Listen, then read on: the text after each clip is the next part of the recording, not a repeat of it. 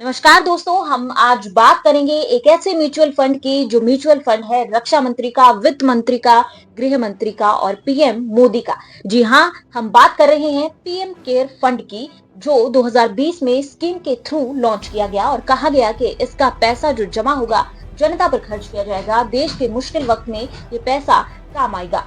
शुरुआत के 3 सालों में जब इसमें 13,000 करोड़ रुपए जमा हो गए, तो उसके बाद एक पीएमओ की स्टेटमेंट आती है कि आरटीआई के अंडर ये जो फंड है ये नहीं आता, इस पर कोई भी जांच आरटीआई के थ्रू नहीं हो सकती, ट्रांसपेरेंसी नहीं होगी। उसके बाद अभी हाल ही में पीएमओ के द्वारा निर्देश दिए गए लोकसभा सदन के लिए कि लोकसभा का कोई भी सांसद इस पर कोई सवाल नहीं कर सकता। पैसा कहाँ खर्च हुआ, किसके लिए खर्च हुआ, इस पर कोई सवाल नहीं होगा। सवाल ये है कि शुरुआत में जब पैसा इकट्ठा करना था तो इसे पब्लिक ट्रस्ट का नाम क्यों दिया गया और बाद में इसे प्राइवेट फंड क्यों बनाया गया।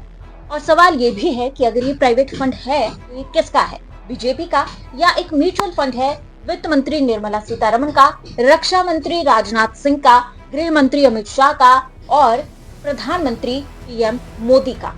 कमेंट में हमें जरूर बताइए कि क्या इस पर जांच होनी जरूरी है, इस पर आरटीआई का अधिकार होना जरूरी है कि पैसा खर्च हुआ, कहां हुआ, किसके ऊपर हुआ।